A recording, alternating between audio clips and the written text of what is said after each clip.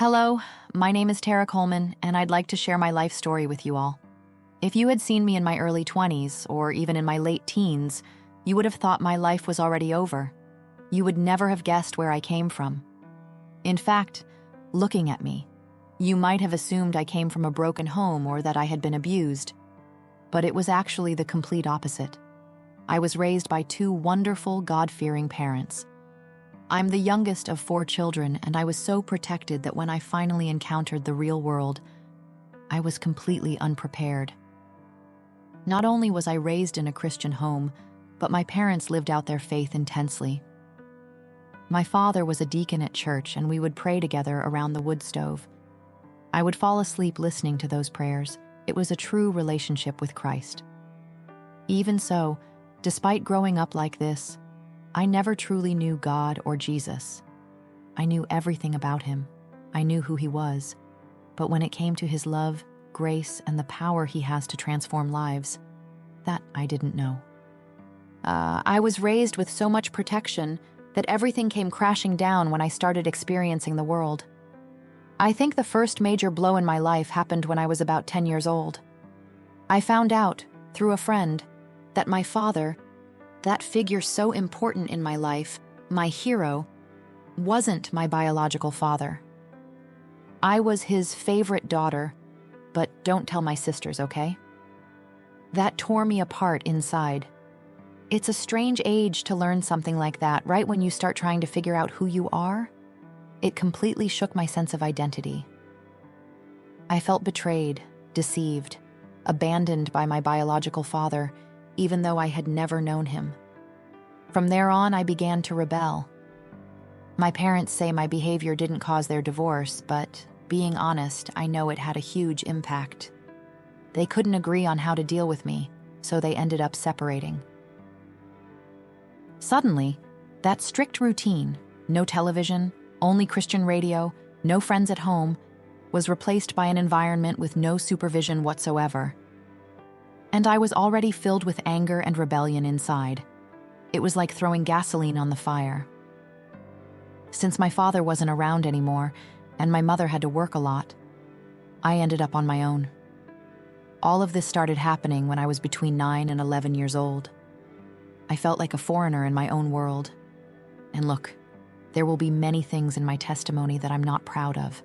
I'm going to share things that may make some people judge me, maybe even hate me for a moment.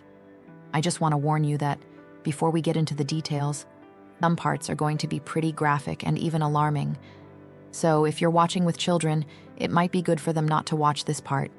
But at the same time, I believe this can be really important for young people as well. I'm sorry. It's tough. It's a huge exposure. I'm no longer ashamed of these things, but for a long time, I was. I carried that shame with me deeply. As the Apostle Paul said, I will boast in my weaknesses. Today, I boast in who I was without Christ, so everyone can see who I am now and where he rescued me from. And all of this started because I was seeking attention, love, because I felt like I had neither of those at the time. I felt completely alone in the world, and over time, I started looking for ways to fill that emptiness inside me. Very young, around 11, 12, 13 years old, I began to get involved in dangerous situations, petty thefts, break-ins, and unfortunately, I also got involved with illegal substances. On top of that, I was filled with anger. I became a very aggressive person. Honestly, I don't think there was anyone close to me, friends, family, even strangers, that I didn't hurt in some way, whether through harsh words or reckless actions. All of this because I felt really bad inside, with a deep suffering I didn't know how to handle.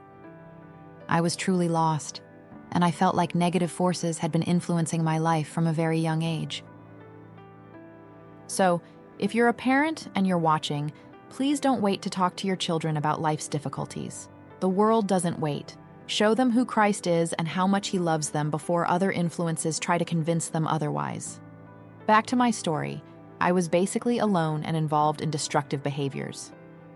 Shortly after turning 13, I found out I was pregnant. And honestly, it surprises me that this didn't happen sooner, given the circumstances I was living in. The pregnancy was from an older man, someone who I later found out was married. He never participated in the child's life. It was a very difficult moment, but also a turning point. I thought to myself, I need to change my life. I had my daughter when I was 14.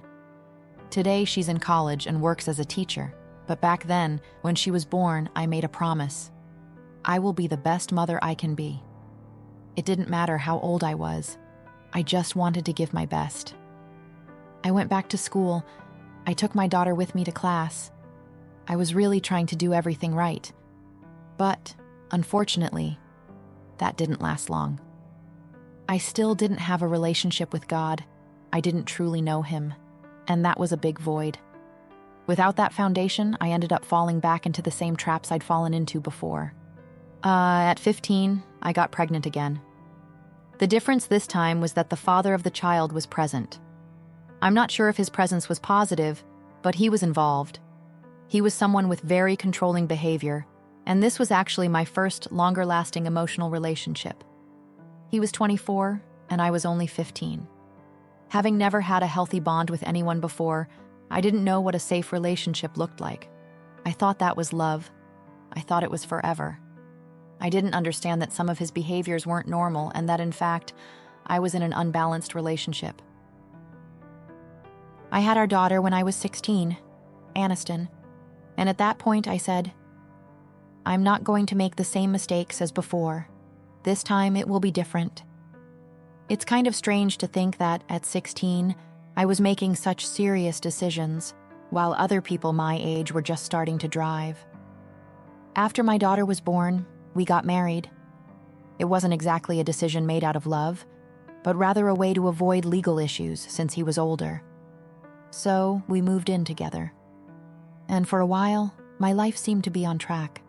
It was an indescribable joy to be the mother of those two little girls who were only 16 months apart, Addison and Aniston. I was completely in love with them. We had our own house. I worked at night, and I spent the day with them. I was completely free from vices and bad behaviors. I just wanted to be a present and loving mom, and I loved those girls more than anything. Unfortunately, my partner's bad behaviors didn't stop. They ended up getting worse over time. He struggled with addictions and had aggressive tendencies, always toward me, never toward the kids. In fact, he was very affectionate with them, even with the older one, who wasn't his biological daughter. He treated them with a lot of care, until one night, the situation became unbearable. I decided to seek help, and he was arrested. With him out of the house, I couldn't afford the expenses anymore, so I moved to a smaller town in the countryside. I took my girls with me. I told myself, I can handle this on my own, with my mom's help. So my plan was to get them out of that situation. I was really scared, honestly. I'm not exaggerating. I feared for my life. I was afraid my daughters would grow up without their mother. And even though I still had feelings for him, I told myself, I'm going to make this sacrifice. I need to leave. And I did. He got out of jail just before Father's Day. I had already moved with the girls to a small town in the countryside. As soon as he was out, he called me. He said he had changed, that he was a new person. Keep in mind, I was only 16. I didn't have the understanding or experience I have now. Then he asked to see the girls on Father's Day. I hesitated, but I refused. I said I didn't feel comfortable with that. He insisted and asked to spend the night just to wake up with them on Father's Day and spend some time together. He said he didn't want anything but to be a dad. And I ended up agreeing. I wanted my daughters to have a relationship with their father, but I didn't want to leave them alone with him. I thought that by being present, everything would be under control. But that night, he drank and became aggressive with me. I ended up falling asleep after checking to make sure my girls were okay. It was a very difficult night. I just want to pause here, because this is a very delicate moment. I've seen similar situations in many ministries I follow, even in my own family. This type of violence is happening on a much larger scale than we realize. It's not isolated. And if someone is listening to this right now, going through something similar, they might be asking themselves, why do I allow this? Why does this keep happening to me? I only understood years later when I grew closer to Christ. I wanted so badly to be loved that I accepted crumbs, cheap substitutes for what only Christ can offer. True transformation begins when we feel His love, pure, real. When that happens, we no longer accept a false version of it. So if you're living something like this, the first step is to seek a relationship with Christ. But going back to the story, that night he drank and became very aggressive with me again. And even though I had already been through so many struggles, abandonment, dependency, pains I couldn't even name, I was broken inside, much more than I appeared. And he knew that. He knew how vulnerable I was. And somehow, that gave him a sense of power. He used that against me, manipulating my emotions and my fragility. That night, I reached my breaking point. I was so hurt inside that I couldn't see any way out. And he, realizing this, used cruel words, telling me that I had no worth, that I would never accomplish anything in life, and that my daughters would be better off without me. He said I should just give up on everything. It was a very dark moment. But today, looking back, I see that it was right then that God began to rescue me. Even when I couldn't see a way out, He was with me. Even when the pain blinded me, He was there. I was already emotionally exhausted, so I just checked to make sure my daughters were sleeping well, and they were. And then I went to bed. He stayed up, drinking. My youngest daughter was 7 months old. My heart was filled with worry, but that night, even though I was so fragile, I did what I always did. I went into the room, stroked her little head, kissed her forehead, and said, "I love you so much." And I went to sleep. That was the last time I saw my daughter alive. The next morning, I woke up to knocks on the door. It was my mom, who had come to bring diapers for the girls. They still both used them. I looked at the time and realized it was already late for them to still be sleeping. It must have been around 9:30. I found it strange because the youngest would usually be awake by then. I thought maybe she was tired from hearing the argument the night before. I opened the door for my mom and went straight down the hallway to their room. The older one was playing quietly, as always. Such a calm child. Then I went to the crib of the youngest. She was covered with a light blanket over her face, like she sometimes did. The first thing I thought was, she's gaining weight, because she looked a little fuller. I was happy about that. I got closer, removed the blanket, and she was no longer with us. At that moment, I knew. Many may ask, why didn't you try to resuscitate her? Why didn't you do something right then? But I felt deeply that my daughter was no longer there. That was just her body. Her spirit had already departed. I knew. I was paralyzed. I tried to scream, but nothing came out. Or maybe it did, but I felt like no sound was enough. When I managed to leave the room, my mom, terrified, asked what was happening, and all I could do was scream. Then I heard him get out of bed.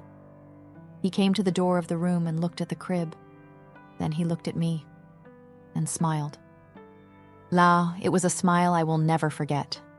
It wasn't one of sadness or empathy. It was a cold smile. In that moment, I ran out of the house. You never know how you're going to react until you go through something like this. But I ran out to the yard and fell to the ground screaming, asking someone to call for help.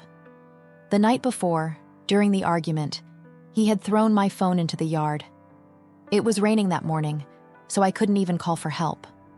Fortunately, my mom was there, and he didn't know she was coming.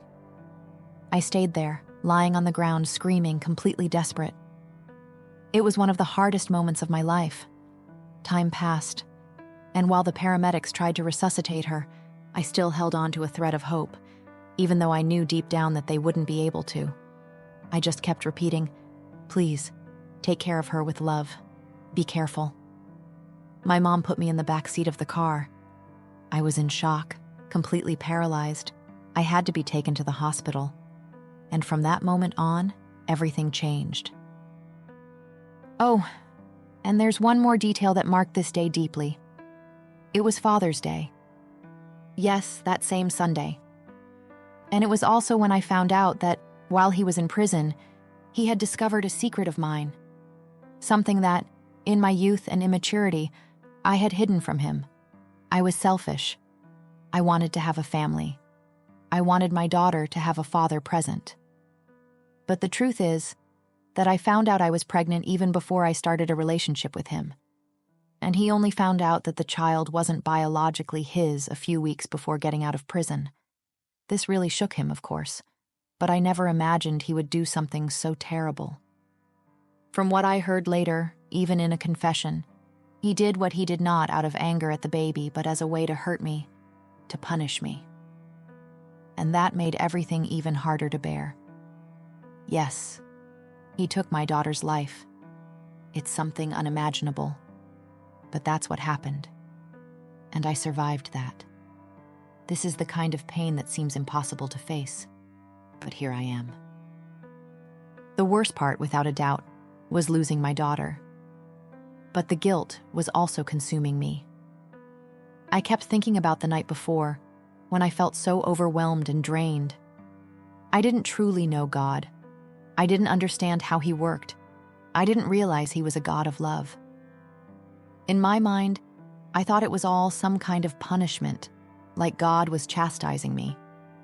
I thought it was his way of showing me how precious life is. I carried the guilt of having hidden who the biological father of my daughter was. And even though it was him who committed that terrible act, I felt responsible in many ways. And after she was gone, I simply gave up. I lost hope. I lost the will to live. My life wasn't perfect before, but I still believed there was something good inside of me. I still liked life. I felt young. I thought I could do something good with my story, even with all the difficulties. But when something like this happens and you have no place to turn to, when you have no comfort, no relationship with Christ, no peace, and no understanding of why things happen, you feel completely vulnerable. You become more susceptible to pain, to guilt, to deep sadness, to giving in to things that just drag you down even more. Shortly after the death of my daughter, I went to a church service with my younger sister. I was completely overwhelmed by grief. I went to the altar and said, I want to give my life to God. I knew I needed salvation. And the pastor, with much sincerity, asked me, "Why are you here?" And I answered, "Because I want to see my daughter again." He then said, "My daughter, that's not how it works. It's not just about accepting Christ with words. It has to be genuine. It has to come from the heart." And I knew that in that moment, my motivation was only pain. It wasn't a true surrender. That's why, even after that service, I felt even more lost, maybe more lost than before. You might think that the loss of a child would make you grow closer to the other one who remains. But for me, it wasn't like that. I just couldn't connect anymore. I didn't have the strength. My older daughter started being cared for mostly by my grandparents. They took on the role of raising her, while I distanced myself, emotionally and spiritually. I was there, but not present. I wasn't the mother she needed. I immediately went back to everything I had tried to escape from: addictions, empty relationships, destructive choices. I was completely apathetic, with no hope for the future. I entered another relationship. It wasn't abusive, but it wasn't healthy either. It was a dead-end cycle. I ended up getting pregnant again. Aniston, my daughter, passed away when I was just 16. I had my son, who's now 14, when I was 18. But I couldn't form a bond with him. I was so afraid to get attached, afraid of loving and suffering another loss. Honestly, I think I only started holding him with ease after he reached the age Anna was when she passed. I wasn't emotionally fit to be a mom. I really wasn't. As time went by, a lot happened with my son's father. He ended up getting involved in very wrong situations. Although he wasn't physically abusive with me, his behavior was abusive. On my 20th birthday, he disappeared. The next day, he came back with a very serious situation involving an unconscious teenager in the back of a truck. I called the police, he was arrested, and was away for a long time. It was around this time that my life completely fell apart. I was about 19 or 20 when I started using meth. After that, I moved back to Florida with my kids, but things were a mess. I had no way to support them. There were days when I didn't even have anything to feed them. I was completely lost. When I returned to Florida, I had nowhere to live. I stayed with my sister in a small apartment with my daughter and my young son, both very energetic and without any resources. I had never had a steady job. All I had was a broken heart and a lot of unresolved trauma. It was then that I met a man who had just gotten out of prison after serving 30 years. He said he could help me. In reality, he sold illegal substances, and since he couldn't go to certain places anymore, he convinced me to go in his place. He offered me money, and I, desperate, accepted. This led me into an extremely negative environment. I started selling and using substances. I treated myself in a completely self-destructive way. I thought it was a way of taking control of my life, but in reality, it just dragged me deeper. I had money, I took care of my mom, my sister, and my kids. I had more resources than I ever imagined, and still, I felt empty inside. That taught me that the problem was never the lack of money. I was surrounded by everything I thought I needed: youth, beauty, financial stability. But still, a huge hole remained inside of me. My life became a series of excesses, from substance to substance, from relationship to relationship, from prison to prison. I made many wrong choices, many of which I deeply regret. During this time, while working in a very exposed environment, I was approached by a man who promised to take me to Orlando, saying I would be successful at private events and parties. I was 21, and even though I thought I was smart, I ended up falling into a trap. I don't like to go into details, but I ended up being kept against my will and used in a way that destroyed me inside. I managed to escape, but I came back even more broken. I sank further into substances. It was a heavy, uncontrollable cycle. After a while, I met someone else and tried to get my life back on track. I had another son, who is now 8 years old. Later, I found out I was pregnant with twins, boys. At first, I considered giving them up for adoption. But when I learned they were twins, I decided I couldn't give them up. It hit me hard because during my youth, when I was involved with the world of dancing and everything that came with it, I went through a tough situation. A twin pregnancy with girls that ended in a way that caused me a lot of pain. I kept that inside for years, in silence. I fought hard against the guilt. 6 years later, one night when I was completely broken emotionally, I knelt and prayed to God with all sincerity. I asked for forgiveness, truly. I asked him to forgive me for making decisions out of selfishness, for thinking only of myself, for thinking that it would interfere with my plans. I said, God, forgive me, because it was selfish. My body, my choice, but it was selfish. Forgive me. Yeah, shortly after that prayer, I found out I was pregnant again, and once again with twins. When I found out, I had no doubts. I wouldn't give up those babies. I was sober and understood that they were a gift from God, a sign that He was forgiving me. I kept them, Jacob and Jonah. Today, they are 5 years old, but when the twins were still babies, I relapsed. I went back to using heavy substances. At first, I tried to convince myself that it was just to stay awake and keep up with the routine. But, as with any addiction, it took control of me again. We lie to ourselves saying we're in control until suddenly everything falls apart again. And this time, someone close caught me in the act, and that had consequences. I convinced him to use with me, something he had never done before, and without realizing it, I ended up contributing to his destruction. To this day, it's very hard for me to forgive myself for that. He followed the same path, and it seems like he's still trapped in that cycle, even 5 or 6 years later. It all started with lighter medications, then evolved into heavier substances. In my case, the substance that dominated me the most was meth. That was the one that really trapped me. And back then, no one could tell me anything. I thought I wasn't hurting anyone, but I was. After he got into that world too, everything fell apart. We lost everything. And it was around this time that one day, at home, I saw my twin boys playing in the living room. They were 16 months old. Out of nowhere, my son Jacob just fell to the floor. He started having seizures. His pupils dilated quickly. He became unconscious and stopped breathing for a few moments. It was terrifying. He was in the ICU for a long time. And I, still dependent, received the diagnosis. It wasn't just a fever or an isolated incident. I found out that he had a neurological condition called focal cortical dysplasia, as well as a rare disorder known as Lennox-Gastaut syndrome, which causes multiple types of seizures, resistance to medications, and developmental delays.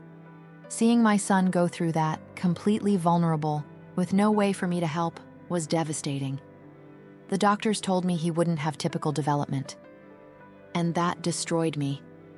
I had always seen him as my happy and healthy boy. And suddenly, everything changed. And his father. By that time, I was already emotionally at my limit. Now with this new diagnosis, everything became even heavier. I had to learn how to give him frequent medical assistance, perform CPR. I had already lost a daughter, and now I found myself having to save another child's life. I was emotionally shattered. It was one of the hardest moments of my life, and as much as it might seem like that would be enough to make me change, it wasn't. I kept trying to take care of my kids physically, but emotionally, I sank even deeper.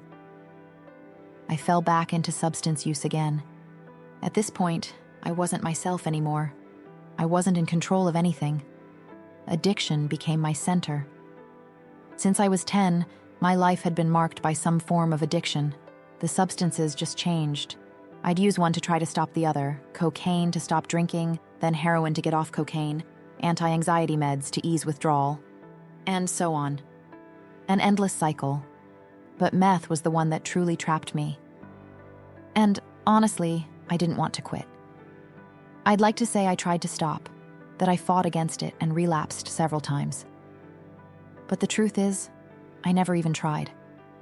I wanted to want to change, but I didn't truly want to. I saw everything around me crumble, and still, I just kept thinking about using one more time. I reached the point where I was living in an abandoned house. I had to board up the windows. I couldn't turn on the lights at night for fear of being discovered. There was no food. One of the hardest moments of my life was one dark night inside that house, hearing my son, with special needs, having a seizure. I couldn't find him in the dark. I was crawling on the floor, desperate, trying to reach him.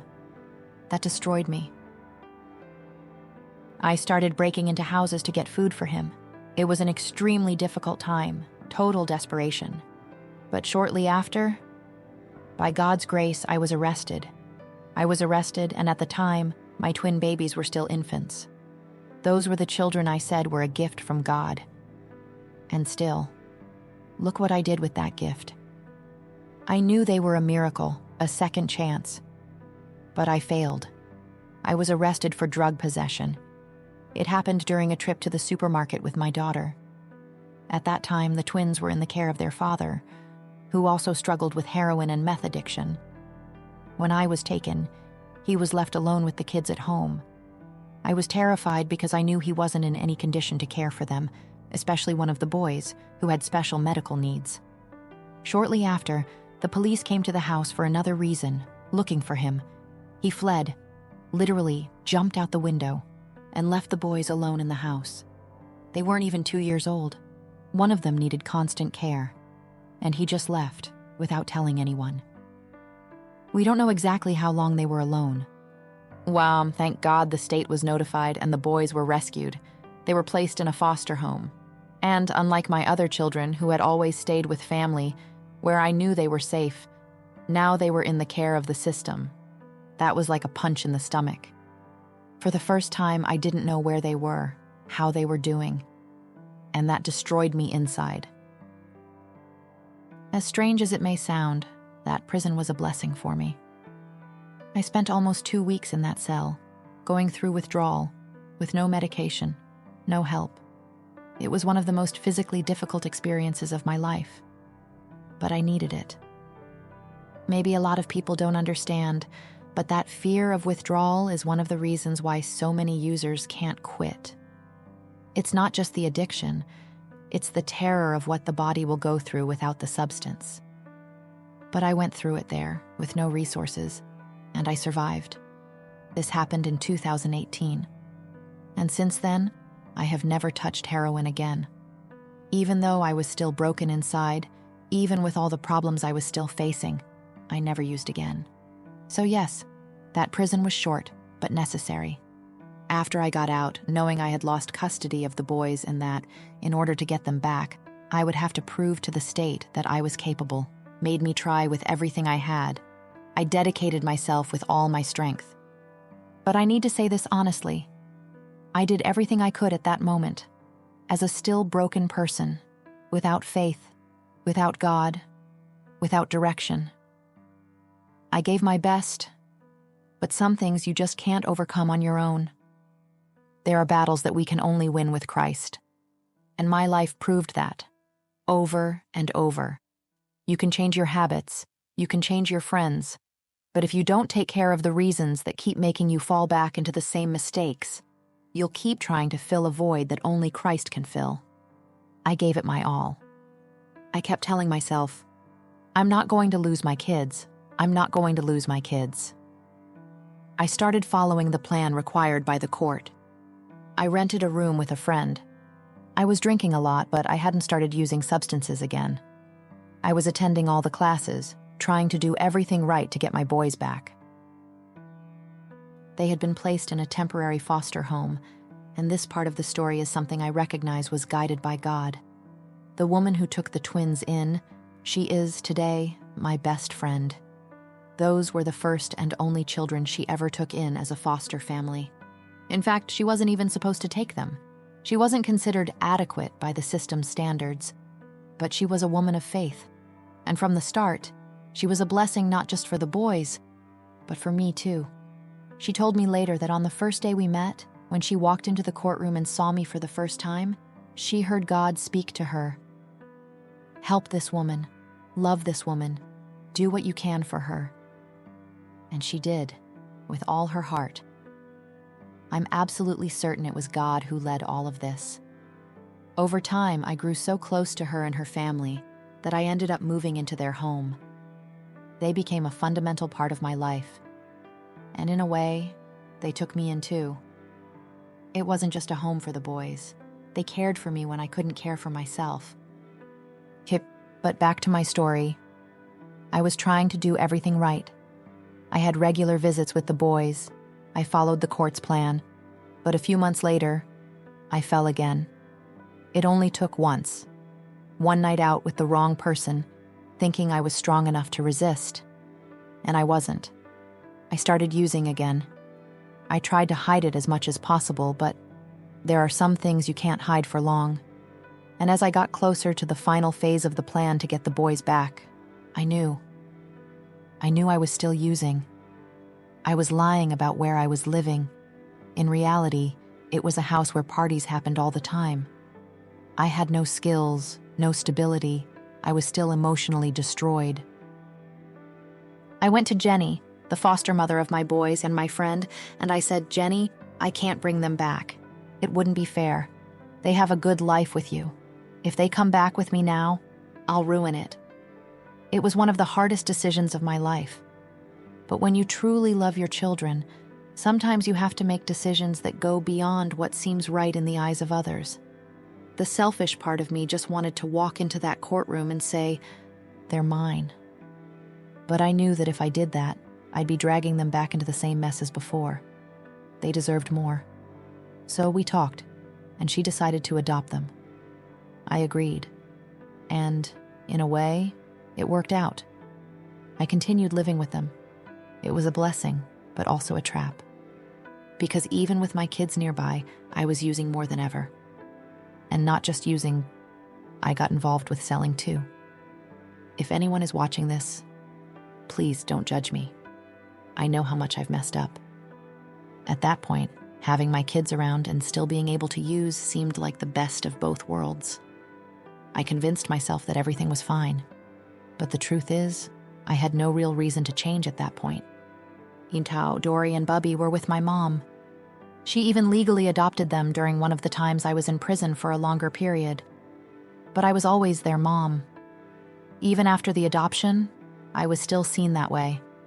They didn't even know about the adoption for a long time because I was always around, even if not fully. I would show up for the important moments. I was physically present, but not truly. Not with my heart. I still had a relationship with all of my children, but it was very fragile. Not because anyone kept them away from me, on the contrary. It was me. I distanced myself. I was always too messed up to actually be a present mom. Even when I was with them, I wasn't really there. My body was there, but my mind and spirit were completely numb. Today, I'm rebuilding those relationships with my kids. We're dealing with a lot together. It's been a process, but it's working. We're moving forward, little by little. Well, I'll fast forward a bit in the story to get straight to my experience. A few weeks ago, maybe just over a month, I remember being in my backyard. I don't know why I remember this moment so clearly, but I believe it's because it's significant. I was looking at the sky, and for the first time I asked myself, what if? What if God doesn't even exist? What if all this is just a story created to stop people from panicking when they lose someone? Something to give us false hope of life after death? In that instant, I was completely interrupted by a childhood memory. When I was 7 years old, I had an angelic encounter. It was the most real thing that had ever happened to me up until that point. An angel, a bright being, took my hand and walked with me during one of the most frightening moments of my life. That presence, that peace, it's something that can't be explained. I've never felt that way again since then. I remembered that moment and thought, even if God doesn't exist, something exists. That was real. So even amid the doubt, I knew there was something beyond. Sometime later, I think exactly a month before the experience that would change everything, because I posted about it on Facebook, I had a dream. I was on something like a ladder to heaven. I was taking pieces of my heart and handing them to Jesus, who was in front of me. When I finished, he looked at me and said, "It's still not all there." And I replied, "I know. When my daughter died, a part of my heart left." Then he said, "Let's find her." And I woke up. I was crying, but I was also angry. I remember walking outside, looking at the sky and shouting, "If it's you, God, leave me alone. I don't want anything to do with you. I'm too broken. I'm too caught up in sin. Leave me here, in my darkness." I said many prayers like that. I rejected any attempt for God to get close. Once again, I hit rock bottom. I was homeless, without healthy relationships. The few people who were around were only there because I was still selling substances. It was for interest, rides, shelter, some sort of advantage. Nothing more. It was then that I was stopped during a police stop while I was going to deliver substances. I was arrested. At that moment, there wasn't a female officer to do the search, so they put me in the patrol car to take me to the station where a female officer would do it.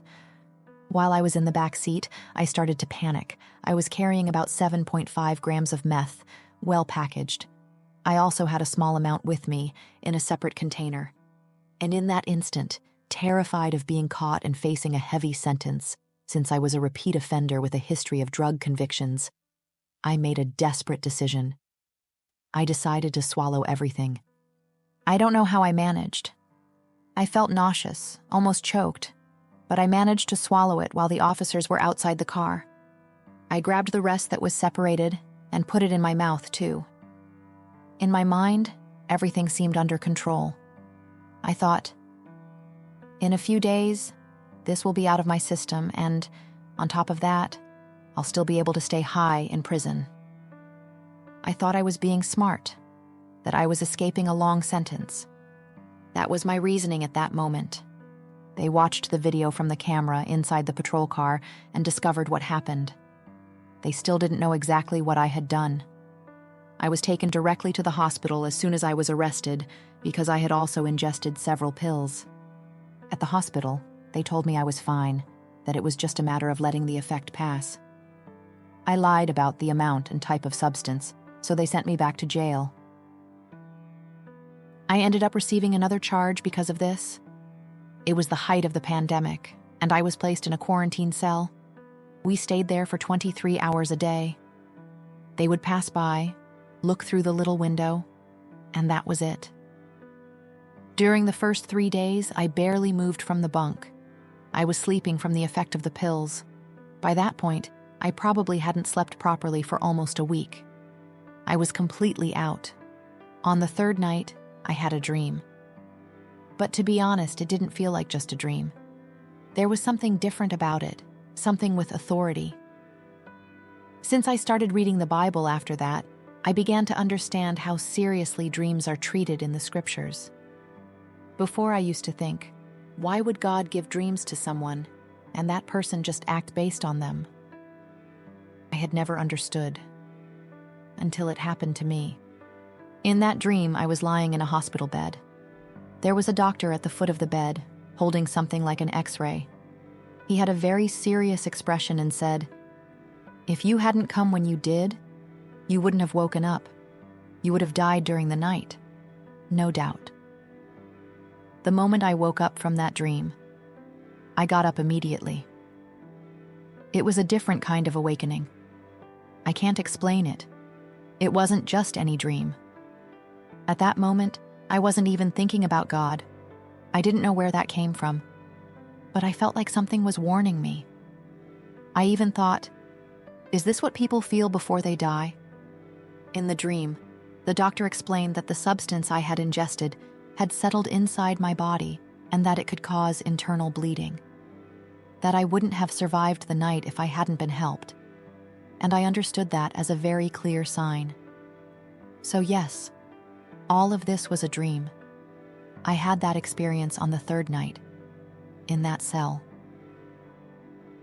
When I woke up, there was no hesitation, no doubt. I just thought, I'm going to die. It was like a timer had been set. I felt like time was running out, that it was an urgent situation. But I was locked up. How could I ask for help?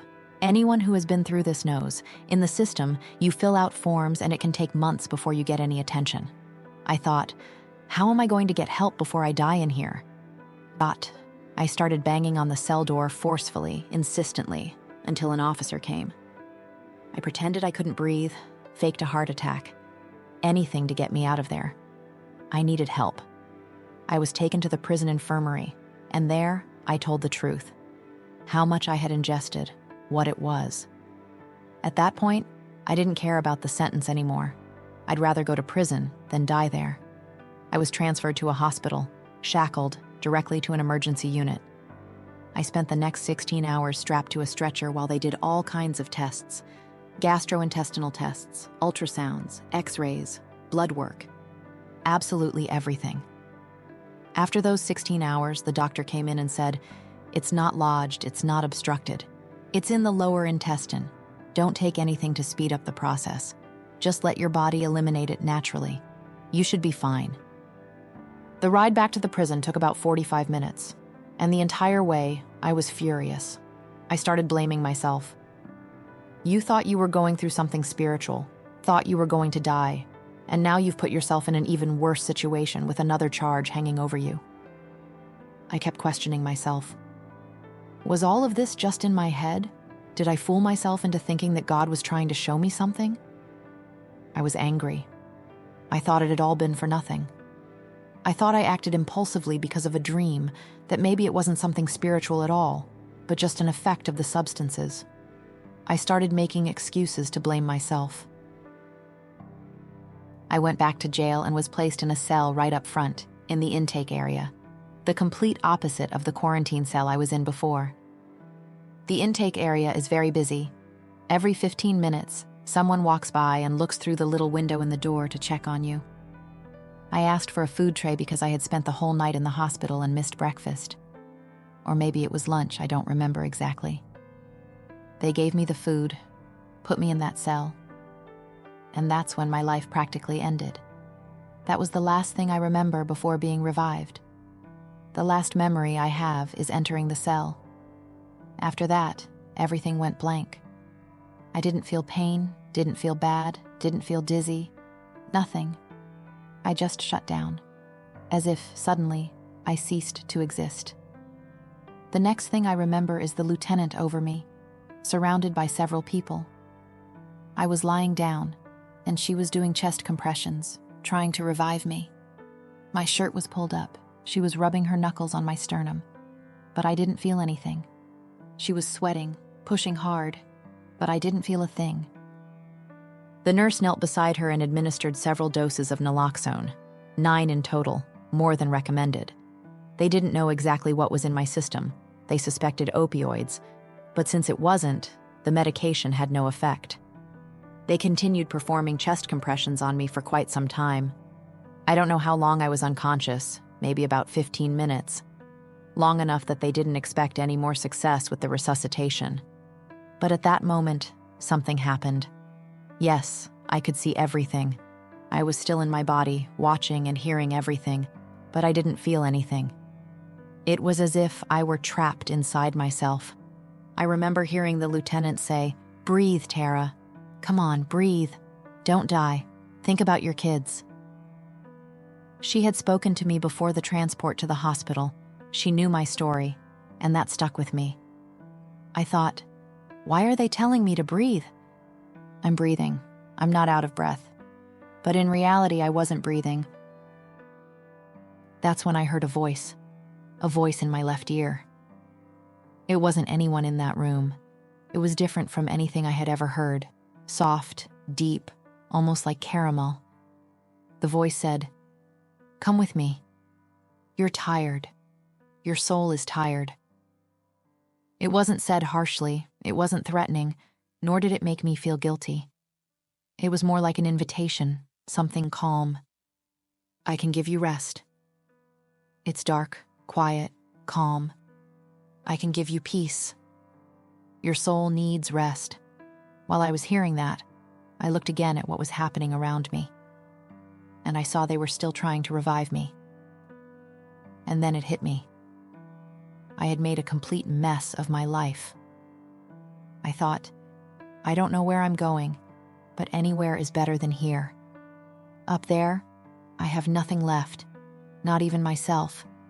My kids would be better off without me.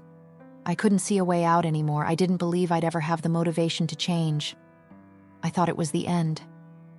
At that moment, I thought the voice I was hearing could only be God. I didn't immediately think I was dying, but I understood I was being invited to leave everything behind.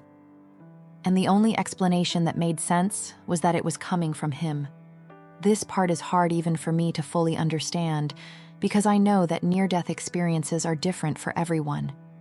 But when the lieutenant started saying, "Breathe, Tara, breathe," at that moment, I realized I was given a choice. I could breathe, or I could let go.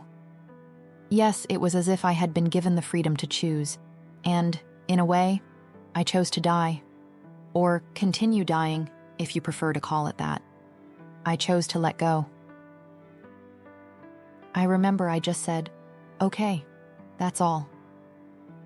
And the moment I made that decision internally, the scene above me started moving away, more and more. It was like I was sinking. I wasn't floating on the ceiling or looking down at my body.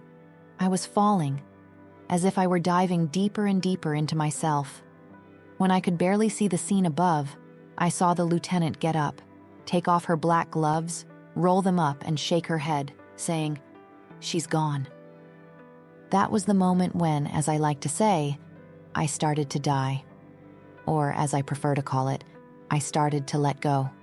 The reason I hesitated so much to share this experience is because it's very different from the ones I've heard from other people. I didn't know how to interpret it, but I understand now that each experience is unique, and mine happened that way for a reason. The next moment, I was back in the cell, and the most curious part? I didn't remember anything about what had just happened. No memory of the resuscitation, the voice, the choice to let go. It was as if a page had been ripped out of the book of my life. To me, it seemed like I had just come back from the hospital, as if nothing had happened. Oh, and that's why, for a long time, I didn't even know I had died. The transition was so smooth, so natural, that I didn't realize. There was no pain, no suffering, nothing. The only thing I noticed was how I felt physically. Great. I thought, what did they do to me in the hospital? I feel so good. But then I started calling out, asking for basic things, as would be common in a jail. Can I make a call? Can I take a shower? When can I get out of here? But no one responded. The guards ignored me or mocked me, cruelly. It was as if the only thing stopping them from getting to me was the cell door. I was ignored. It was as if my voice didn't exist. Time passed. It literally felt like an eternity. I remember being on the floor of the cell as if I were trapped there, like invisible chains were holding me down. I screamed, "You can't do this to me!" And I realized that time was indeed passing. The nail polish was wearing off, my hair was growing, my body was dirty, hungry. I knew the days were going by, and no one saw me. I kept screaming, begging, but no one responded. It felt like they had left me there forever. I thought, this is 2021. You can't treat me like this. I have rights. I honestly believed I was still alive, being mistreated in jail. This torment lasted a long time. And yes, I know this may sound unbelievable, but 40 years passed, and later I'll explain how I know it was exactly 40.000. And then I heard the voice of that man. 40 years had passed, and I was in a deplorable state. My hair was tangled, and I had such a strong smell it was indescribable, something like sulfur and rot, that seemed to be emanating from me. I couldn't even breathe properly through my nose because of all the mud and dirt that had accumulated. My nails were so long and tangled, I looked like someone who had been locked up for 40 years, completely neglected. I was in terrible shape. This man came in and told me his name was Sam. It was the same voice I had heard when I decided to let go the first time. I said, "I don't know what's going on, but if you hate me this much, if you have so much hatred for me, if you really want to do this to me, then please, kill me." I started begging, but not for my life, rather for my death, because of how much pain I was feeling. He knelt beside me and said, "I can't kill you." And I started insisting more, asking why. He replied, "I can't kill you because I already took your soul. This is the end of the line for you. This is it. This is the end." The feeling of despair, of complete powerlessness, of regret. I don't think anyone could describe what it's like to feel like you're in some kind of hell, with no idea where to go, as if time were infinite. Like it was eternal, with no end, no death, no relief. That feeling was something that deeply marked me. That's why I don't care what people think of me. I do everything I can to try to bring people to Christ because I've felt this, and the thought of others going through it without a way out is what keeps me awake at night. Then he left, and I was still there in the cell, not knowing where I was going. All this time, this experience was something I can't explain well. When I was telling someone about it, my sister said to me, "Why don't you try praying?" And I thought, I never thought of that. I couldn't pray. Where I was, I believed it was some kind of hell, and I'll explain why. Where I was, in that cell, all that time, there was no God. I was completely separated from God. I didn't know who to pray to because there was no one there. Hope comes from God, but I had nothing left. I couldn't pray. But after he left, I felt something. I felt something I hadn't felt in years, something I was ashamed to admit, but it was hope. And it was that hope that made me start praying. I lay there, on the floor, and I began to pray, to cry out to God. And then, in the next moment, and when I say in the next moment, it wasn't like traveling from one place to another. It was as if I were in the cell, and suddenly I was in another place, but without physically moving. And at that moment, I found myself inside a small church, a chapel, but it was dark and smelled bad. I still smelled the rot. My sister was there. She was alive, but she had fought against the same darkness I had. She had converted about 2 years before this experience of mine. She had prayed a lot for me. I believe that's why she was there with me at that moment. In that church, there were black shadows, spirits as I saw them, moving around the church. They were growing bigger and bigger, like figures of different shapes and sizes, moving faster and faster, more intensely. My sister looked at me and asked, "Where have you been?" I tried to explain, saying, "I've been trapped, chained in a place for 40 years. She looked around and asked, "What's going on here?" I replied, "They want my soul, Linda. They want my soul, and I don't know what to do. They're getting furious." Then a woman named Tana, who I grew up with in church, appeared. We were all in the church, sitting in a circle, holding hands. My sister began to pray, and the shadows, these demonic creatures, began to get closer. They were furious. I could feel, even though it wasn't physical, their pressure. These shadows were passing through my body, as if they were running straight through me without making physical contact, but I could feel them passing through me. I started asking, why are they passing through me and not you? What did I do wrong? Why aren't they messing with you? I was terrified, and my sister, although worried, didn't seem afraid. She said, "Hang in there." Then she and the other girl held hands and started praying. And again, those impure spirits, or whatever they were, started running in circles, passing right through me. Every time they passed by, I would retreat a little, as if they were too strong. She and Tana were holding hands, and whenever the shadows got close to them, they just couldn't get through, as if it were concrete. Nothing could pass through them. I was trying to understand what was happening and asked, "Why are they passing through me and not you? How is it that when you two join hands, they can't touch you?" My sister looked me in the eyes and answered, "Because we have the blood of Christ in us, Tara, and nothing can touch us." She continued, saying, "You have to give your life to Christ, or it will be too late. If you don't do this, it will be the end. They will take you. There's no more time. There's no more time to think, to choose. Now is the time. You need to give your life to Christ right now." This happened in the middle of that entire experience, but then a hand appeared, holding a cloth. I didn't see what was connected to that hand, but I clearly saw the hand coming toward me. At that moment, I was sitting on a bench with my legs stretched out, and the hand was coming in my direction. Having gone through everything I had in my life, especially with the sexual experiences, I started trying to push the hand away. I asked, "What are you doing? Who are you? What's happening?" I didn't see anything other than the hand and the cloth. The hand came closer to me, and the cloth slid down, heading toward a private part of my body. The cloth began to fill with a black substance, and when that happened, I felt a wave of filth coming out of me. It started from my head and traveled down my entire body. I felt like all the impurity was leaving me, as if I was being purified. It wasn't a feeling of being clean, like after a shower. It was as if I was being purified in a way I had never experienced before. as if, suddenly, I were a completely new person, as if I had never done anything bad in my life. And the horrible smell that had followed me all these years started to fade away.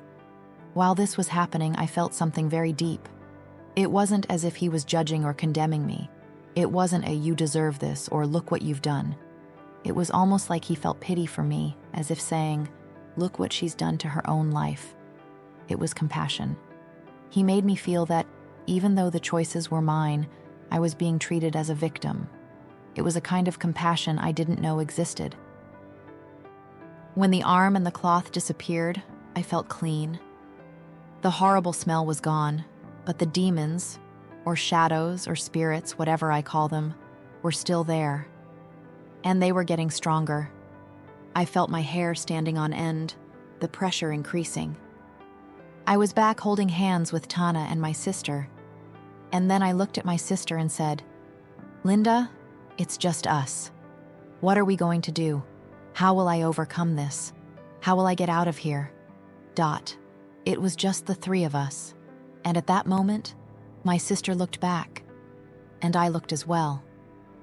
In the church seats, I could see spirits, or whatever they were, people praying, just with their heads down, silently praying. When I say that the power of prayer is real, I truly believe that. Even if the person doesn't know exactly what they're praying for, you could be helping someone who is going through the same experience I was in that moment. Prayer has immense power. I don't know if they were people praying for me, because I didn't recognize anyone. I didn't see faces. I just saw heads bowed, praying.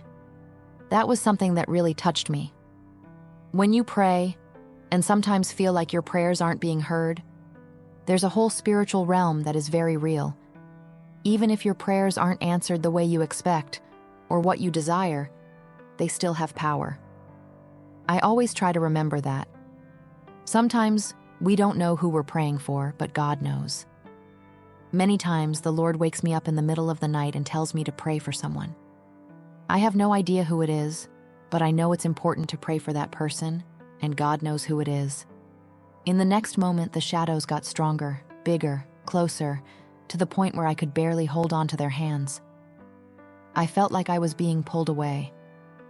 But my sister looked at me again and said, "Tara, there's no time. You have to make this decision now."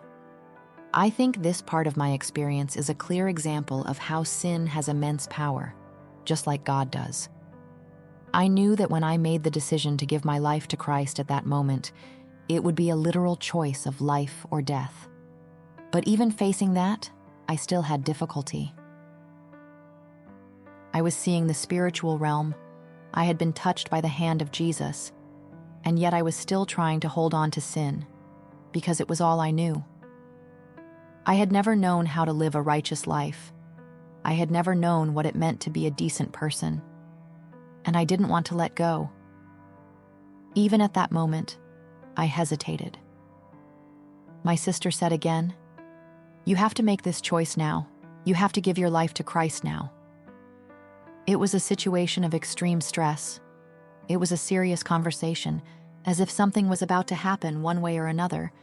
I then said, "Okay," as if diving into cold water. I said, "Okay, I'll do it." And the moment I made that decision, everything around me disappeared. I was no longer sitting in the church. I was no longer there. I was in a wonderful presence. And the best way to describe it, it wasn't even light, because it was something much grander than that. It was like a presence of love, something deep and welcoming. The word love is common to describe this kind of feeling, but it's hard to explain, especially to someone who has never had a near-death experience or hasn't felt the intense love of God. We, as humans, sometimes associate love with something that isn't always positive, especially if we've been abused or have had a wrong idea of what love is. I don't know if love is the best word to describe what I felt, but it was something that transcended any definition. I was there, not sitting, but in a pure presence. It was like a soft rainbow, the brightest you can imagine, as bright as the sun, but gentle to the eyes. I had the feeling that I had been there before. It wasn't something new. It was like I was coming home, like I had found the place where I always belonged. And when that happened, everything I had lived through up until that point seemed like a distant dream. The feeling was pure joy, pure ecstasy. It was almost so intense that if one more drop of joy had entered my body, I would have exploded from happiness. Because it was too much, and then I went back to the cell, and I kept going back to the cell, as if the cell were my base, as if it were my home. I looked for the church.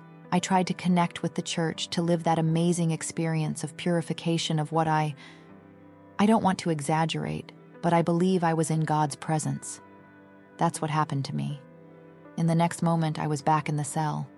And look, I went back to the same cell where I had been handcuffed, the one where I spent so much time. Many things happened to me there, things I never talked about.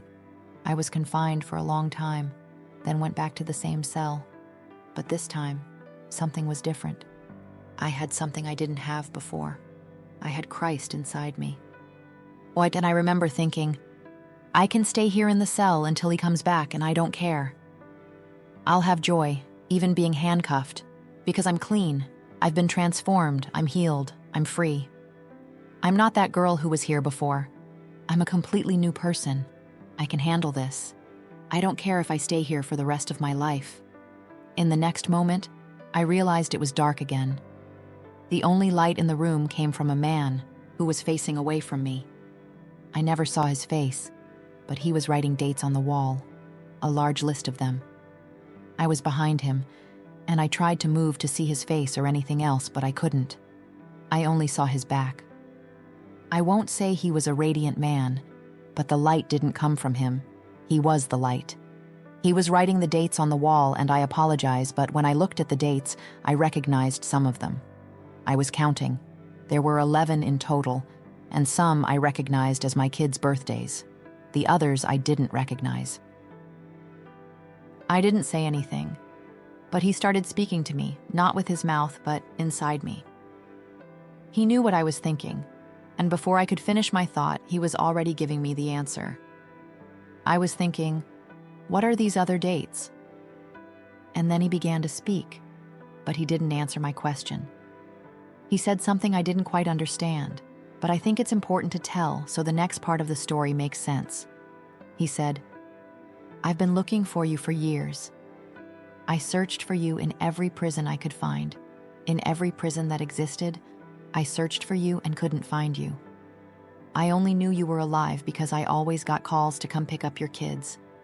I knew you were alive because they'd call me to come get your kids and take them home. And then I looked back at the dates, and they weren't just the dates of my living children. There were also the dates of the children I lost, children who were in my womb.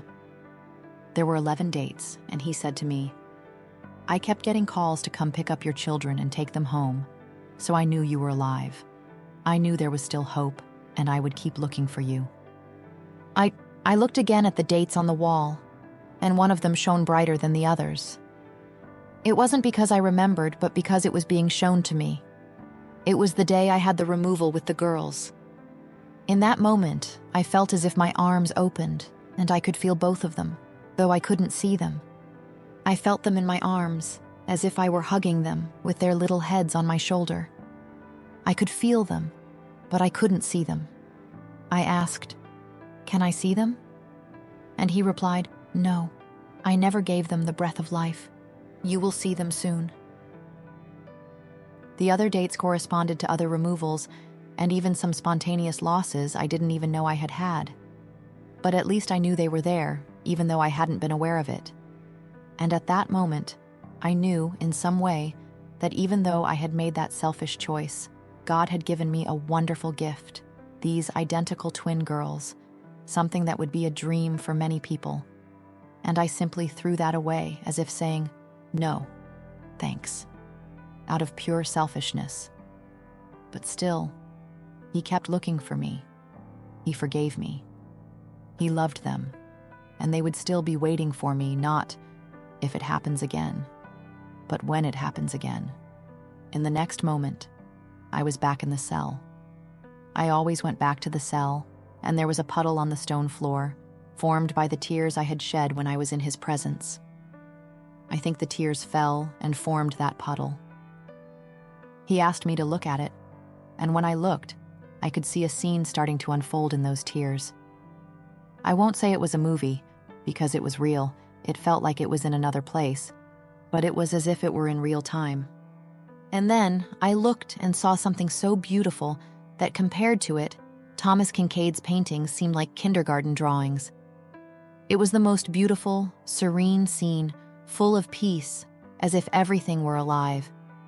There was a huge tree, and I mean huge, bigger than my house. And under that tree, I saw all these angels. They were angels, like the one who had walked with me when I was a child. They were under the tree, with a stream in front of them, and they were just fellowshipping. It was something wonderful to witness. I also saw a stream climbing a very steep hill.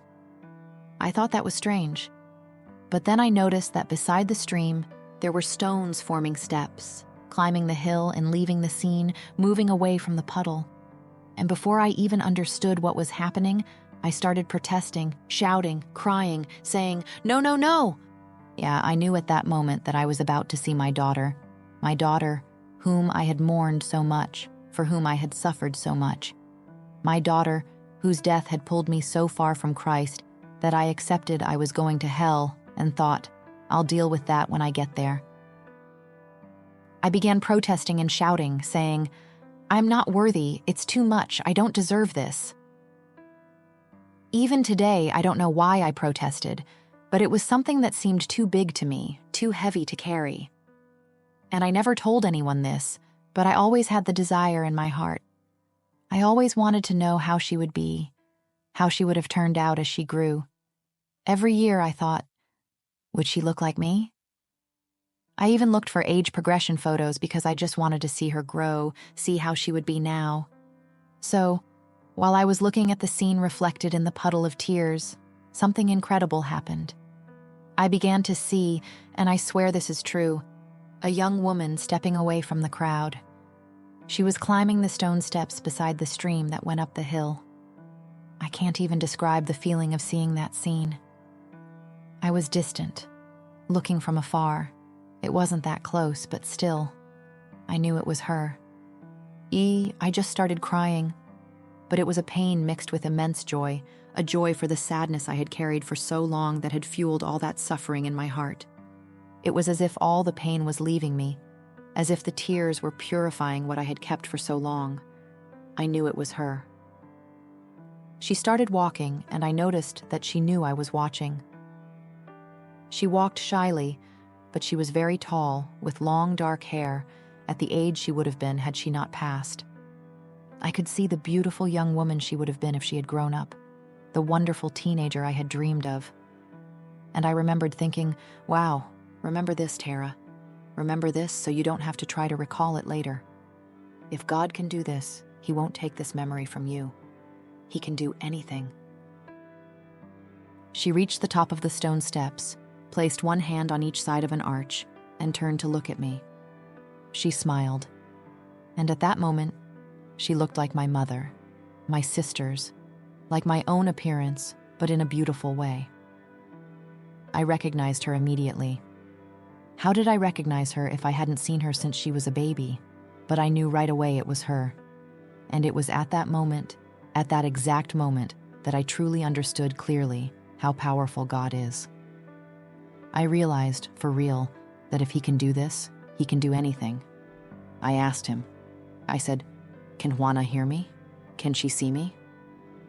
And He answered, "No, but she knows you're here." I asked, "Can I hug her?" And He said, "No, you're not there yet. Now, I want to go back a little. This is almost the moment I return here." So, before getting to that part, there's something I forgot to mention. I returned to the cell and was on top of a map, right after seeing Anna and everything else.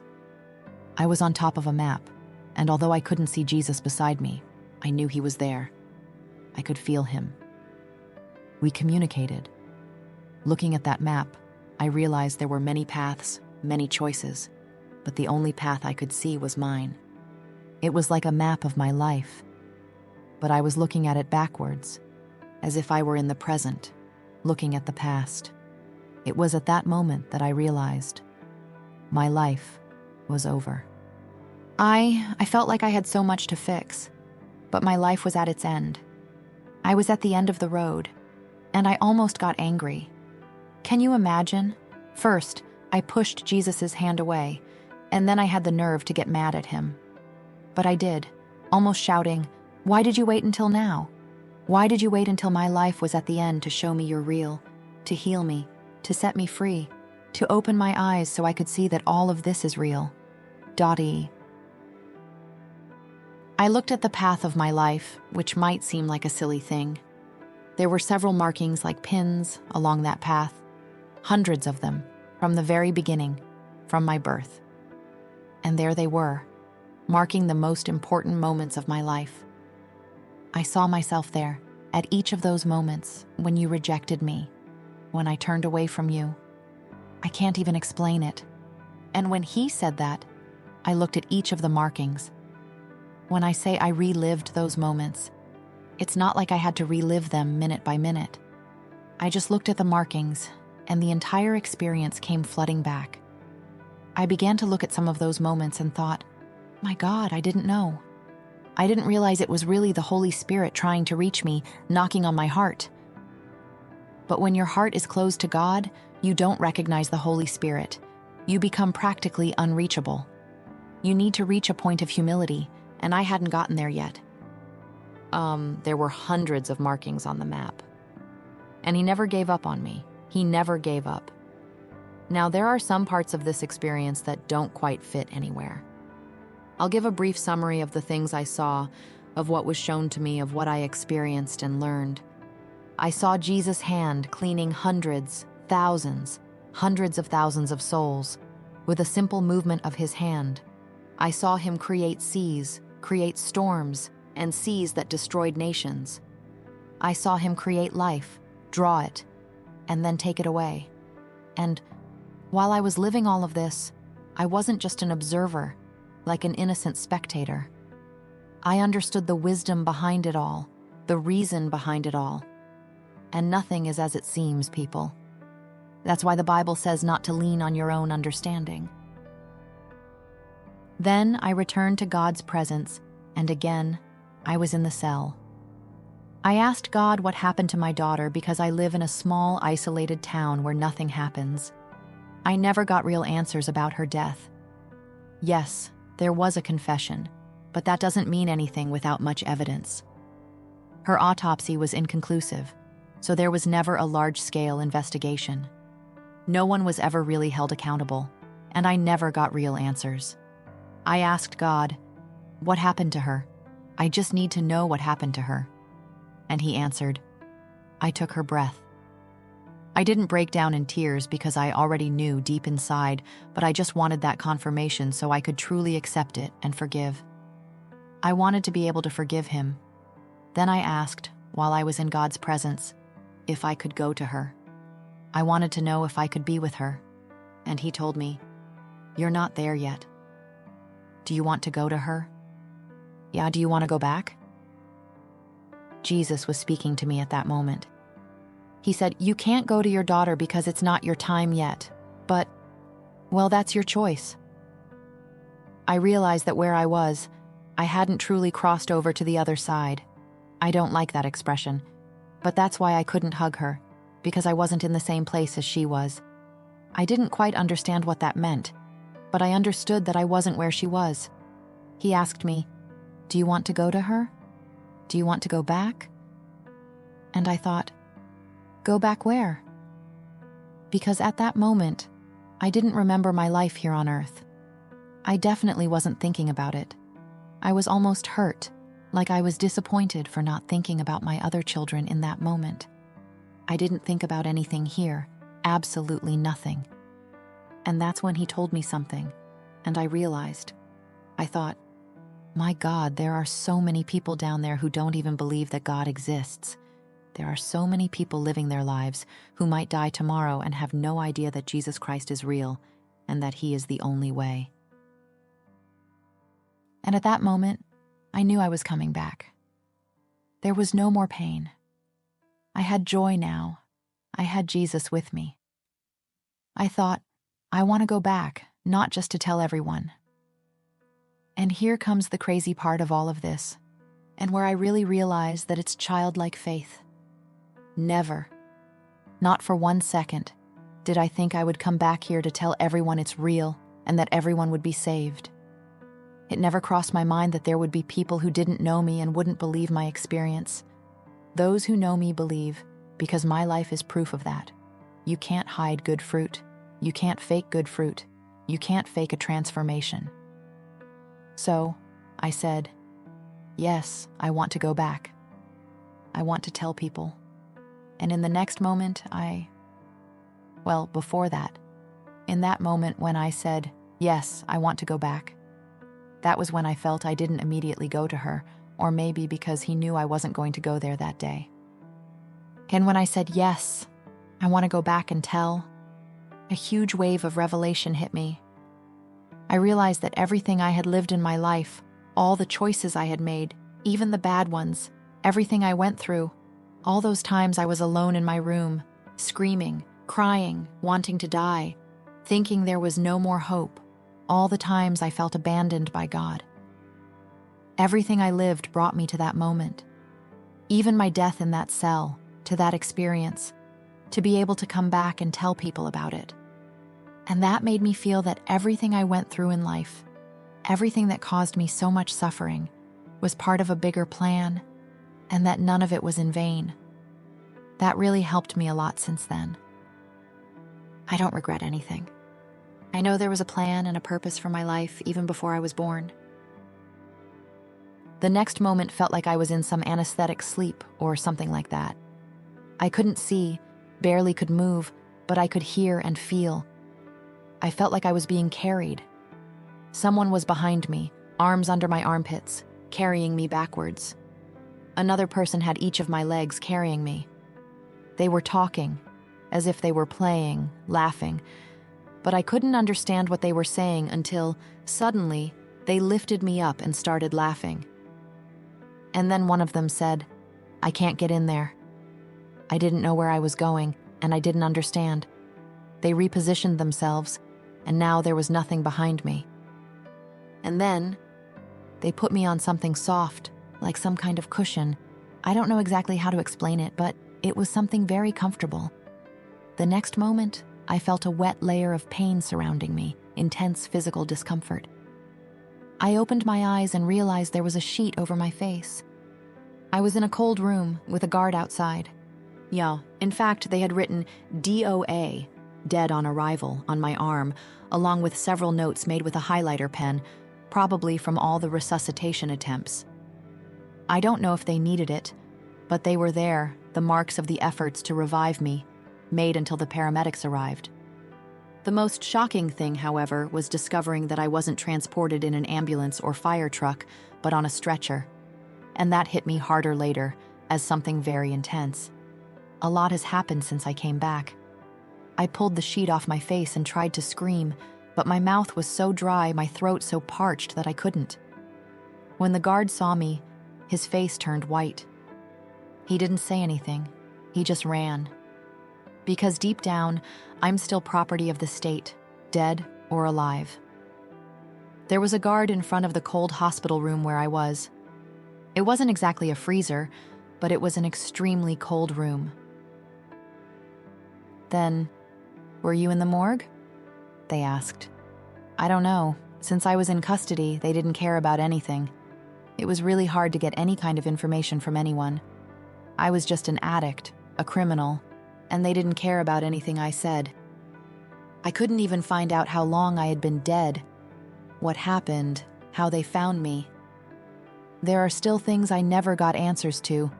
In fact, after I got out, I contacted the hospitals trying to get records to understand what happened, because no one gave me answers. I was dehumanized.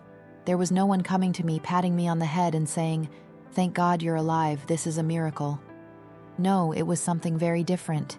It was like I was just a number, nothing more.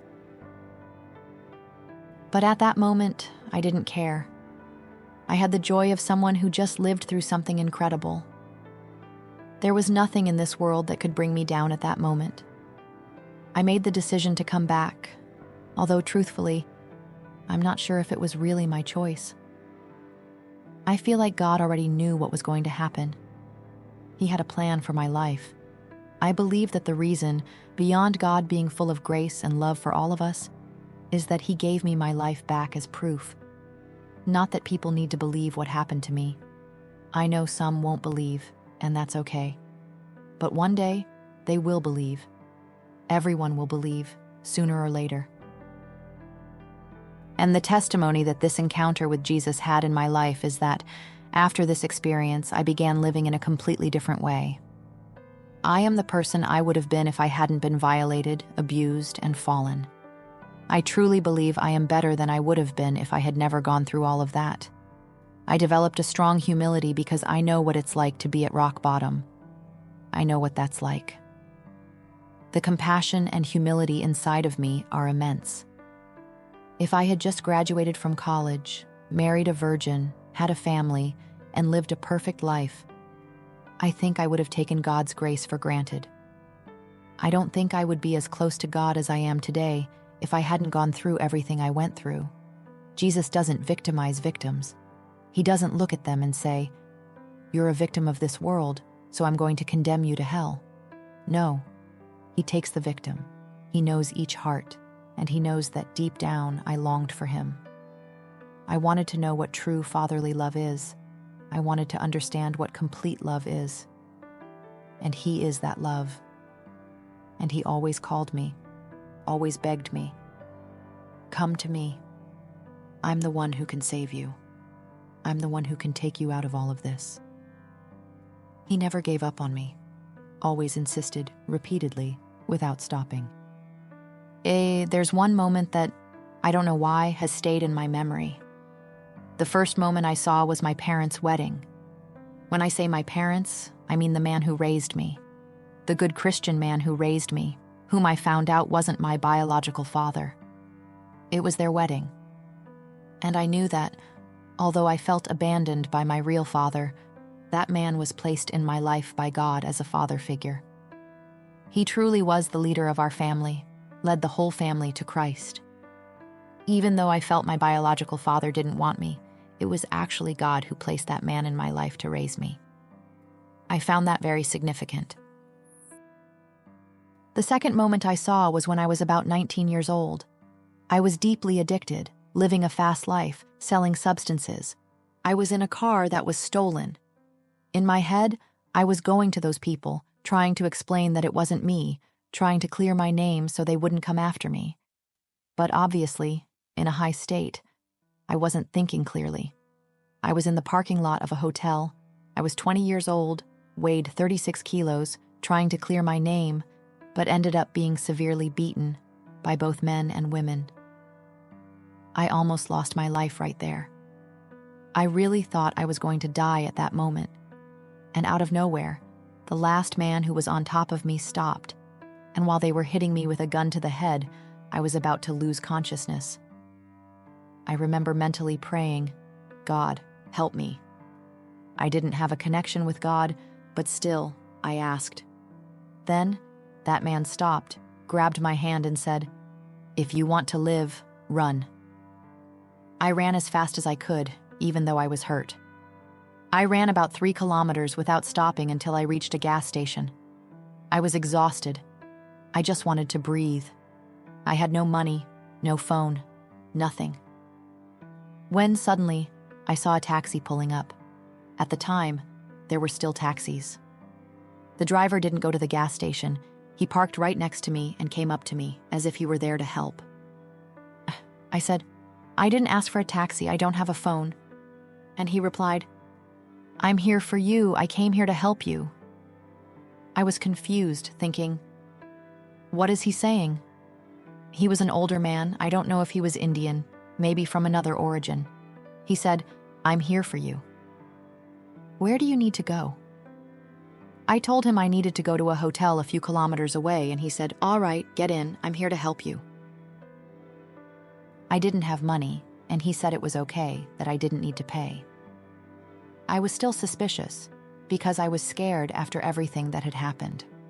I asked, "You're not going to hurt me, are you?"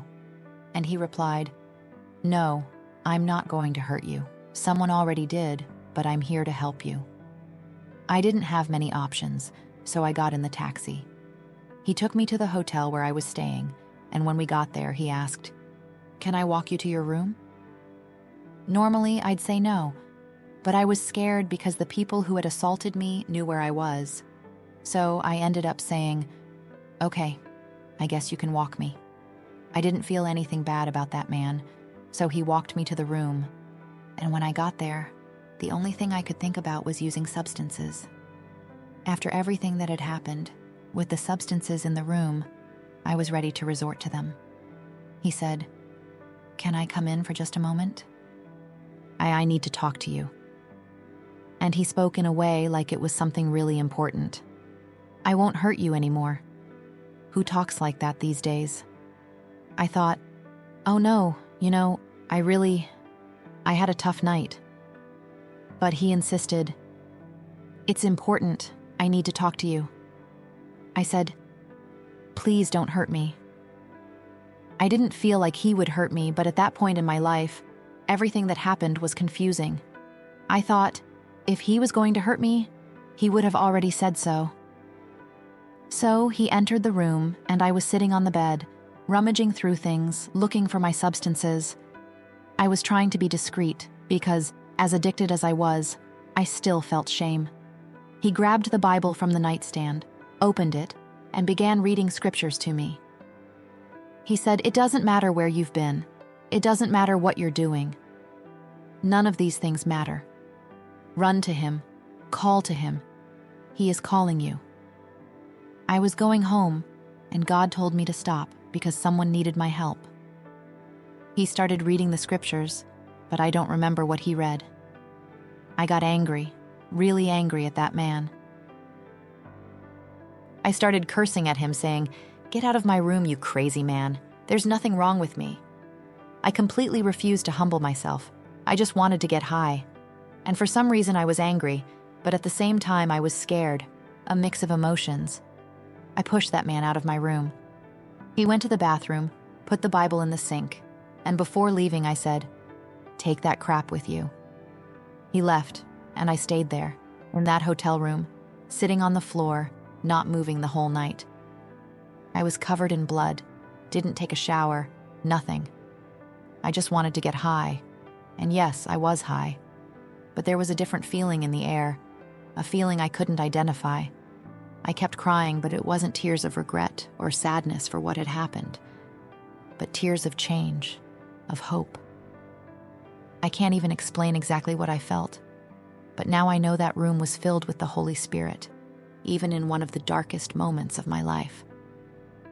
And that feeling remained there, to the point that I changed rooms trying to escape it. But when you live in sin, you don't want to feel that. That was one of the few marks, a glimpse of what happened in that moment of my life. Yes, I should have paid more attention, but at least now I know how to recognize those moments. In the vision that Jesus was writing on the wall, when the birth of my children, the babies, happened in heaven. That date was the day I had the removal of the twins. The twins I carried, and carried the guilt for so long. And that was the first time I cried out to God, when I thought my life was over. Not long after that, when I asked for forgiveness, I discovered I was pregnant again, with twins. That was something very beautiful and special in my life. Every baby is special, but twins are doubly special, and twins, after something so grave that I had done, I felt like it was God's way of telling me, "I forgive you." It was as if he was saying to me, "You have 10 times more than what the enemy tried to take from you. Everything he took, I'm restoring to you, multiplied." The girl from that church, the one I grew up with, who was holding hands with me and my sister, I hadn't spoken to her in 20 years, so I was really hesitant. I thought, she's going to think I'm crazy. I haven't spoken to her in so long. The last time she knew about me, I was an addict. She probably won't even want to talk to me. I put it off for months after I got back, and one day finally the feeling became so strong. I couldn't take it anymore and left work to send a message. I sent her a message on Facebook months later and told her about my experience, not the whole story, but the part she was involved in. I told her that she was part of my near-death experience and that it was through her that I came to Christ, and that saved my life. She responded, but it took her a little while. She said, "I didn't reply earlier because I was on my knees praying. I prayed last night because I was struggling so much spiritually.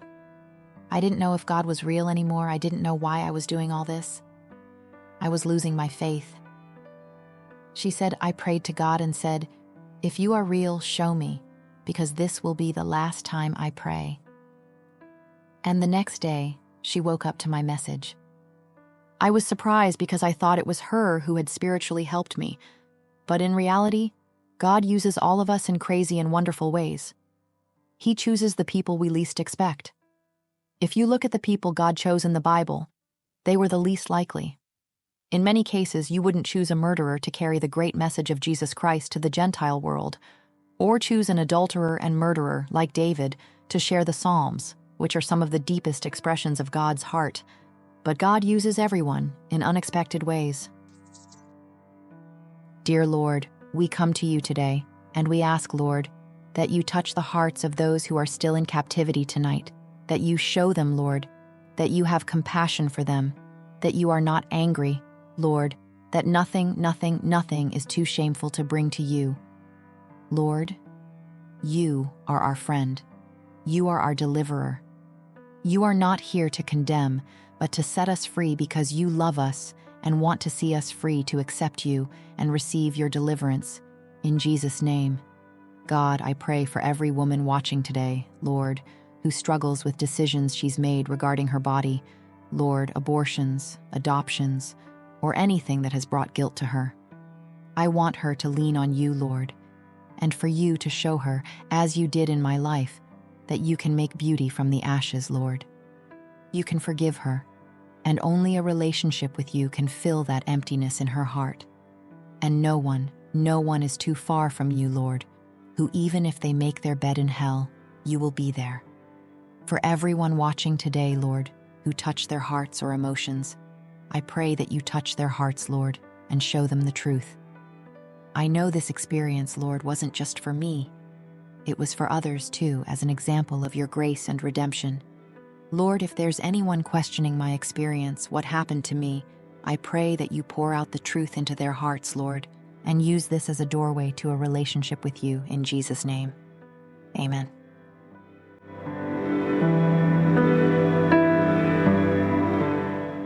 You see how, even in the depths of suffering and pain, God never gave up. He never stopped searching for those who were broken and lost. No matter where you are right now or what you've done in the past, God's love is able to transform your life. He has a purpose for you, a plan that goes beyond the difficulties you're facing today. Are you ready to take that step of faith? Are you willing to give up what's left of your pain, your mistakes, your fears, to receive the healing and peace that only Christ can offer? Think about this. What's holding you back from surrendering completely to God? Are you afraid of what you'll find? Or do you still see yourself as unworthy of His forgiveness?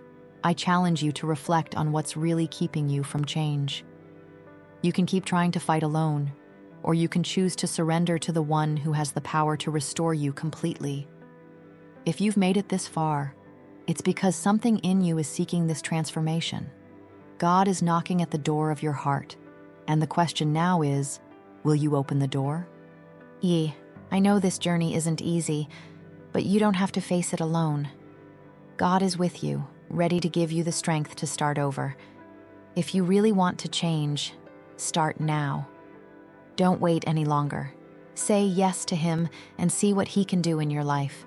And if you still have doubts or feel insecure, I invite you to subscribe to this channel and turn on notifications. With each video, we'll understand more about God's Word and how it can be applied in your daily life.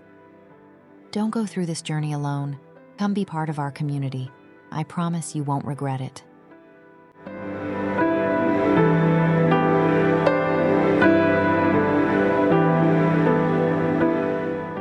right at the beginning of our relationship, just a few months in, she got pregnant. We were very happy and thankful for it, but as the pregnancy progressed, she became very hostile towards me. I was constantly being threatened that I wouldn't see my son unless I did exactly what she wanted, especially when it came to political issues. I didn't know when my son had been born. I only found out about it a week later. That I filed a petition in San Francisco court to establish paternity and visitation. Just to be able to see him for the first time, it took 13 months.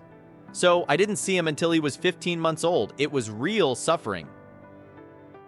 I got shared custody. He was about 2 years old when this happened. And it was right around this time that she started treating him as non-binary.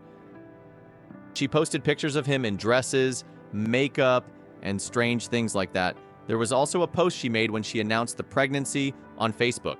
And of course, I took a screenshot. She wrote, "Baby Sawyer, due in December. I will love you whether you're a boy, a girl, or neither."